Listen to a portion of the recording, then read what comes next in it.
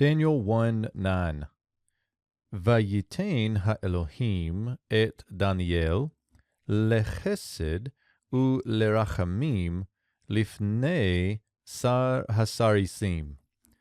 So in this verse, we begin here with the Vav consecutive on the call imperfect third masculine singular of the verbal root natan. Now, you guys know, you've seen these before, those one noons will assimilate here. So that noon becomes that dagesh.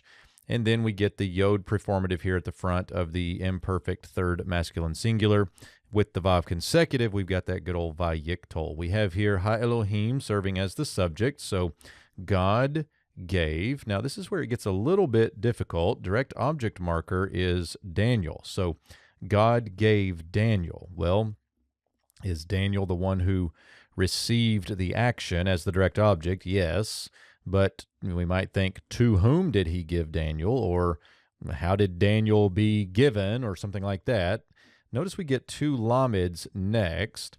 And what we get here in Halat, if you go quite a ways down in the definition of Natan, you'll see that when it's used with lamids, it's used with an accusative and with lamid.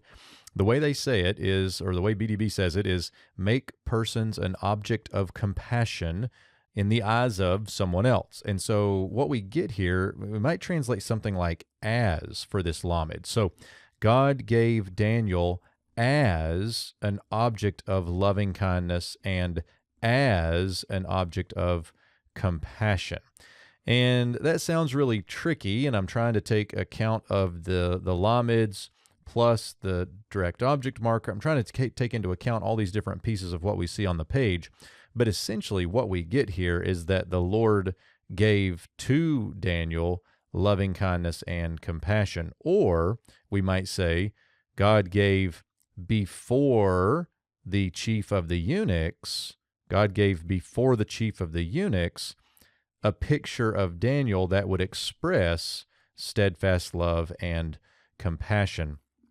And so one commentator, I believe it was Trimper Longman, points out here that even though it might seem like the chief of the eunuchs is just being kind to Daniel to entertain his amendment to the provisions, it's actually the Lord who is in control of all of this.